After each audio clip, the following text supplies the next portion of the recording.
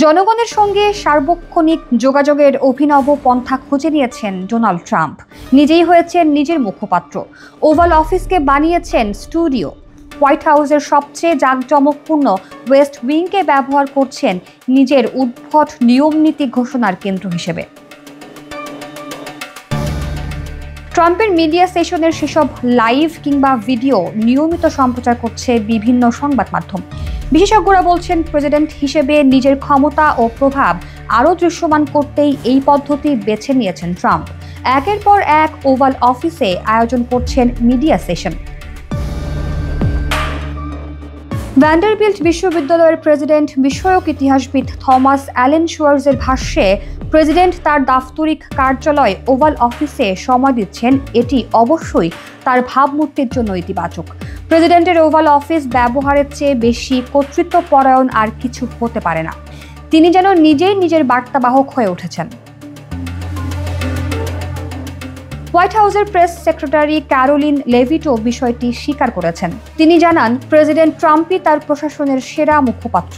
তিনি ভায়া হয়ে কথা বলতে চান না, সরাসরি জনগণের কাছে নিজের বার্তা পৌঁছাতে চান। এই মেয়াদে আপনারা তার কাছ থেকে যতটা সম্ভব বেশি কথা শুনতে পাবেন।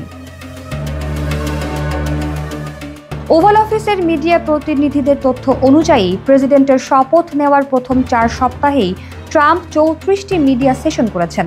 এগুলোর 16টিই হয়েছে ওভাল অফিস থেকে, যেখানে ট্রাম্পের প্রথম মেয়াদে ওভাল অফিস থেকে ট্রাম্পের মিডিয়া সেশন ছিল কেবল 5টি। অন্যদিকে সাবেক প্রেসিডেন্ট বাইডেন তার শাসনামলে মোট 22টি প্রশ্ন উত্তর সেশন করেছেন। এর মধ্যে 9টি ছিল ওভাল অফিসে। ওভাল অফিসের এই সেশনগুলোতে ট্রাম্প নানা ইস্যুতে খোলামেলা বক্তব্য রাখছেন।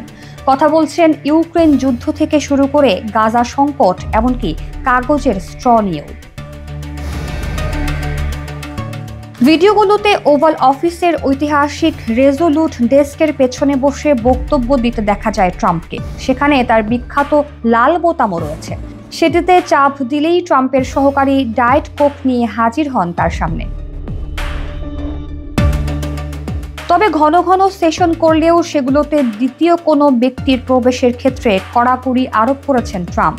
সম্প্রতি অ্যাসোসিয়েটেড প্রেসের এক সাংবাদিককে হোয়াইট হাউসে ঢুকতে বাধা দেওয়া হয়, কারণ বার্তা সংস্থাটি ট্রাম্পের নির্বাহী আদেশ অনুসারে মেক্সিকো গালফের পরিবর্তে আমেরিকান গালফ নাম ব্যবহারে অস্বীকৃতি জানায়। সাংবাদিকরা বলছেন, একসময় রিয়েলিটি শো তারকা ট্রাম্প যেন এখন ওভাল অফিসের লাইভ নামের এক অনবদ্য রাজনৈতিক শো চালু করেছেন। বিনামূল্যে কভারেজ পাওয়ার সুযোগকে কাজে লাগিয়ে তিনি নিত্য নতুন বক্তব্য দিচ্ছেন।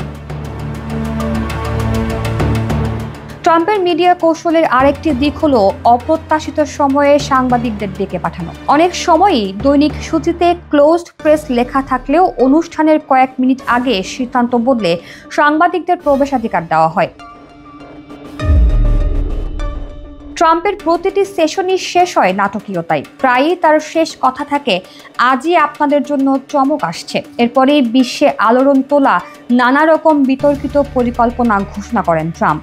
রাজনৈতিক বিশ্লেষকরা বলছেন, ট্রাম্পের এই নতুন যোগাযোগ কৌশল কার্যকর হলেও এর দীর্ঘমেয়াদী প্রভাব কী হবে তা এখনও বলা যাচ্ছে না।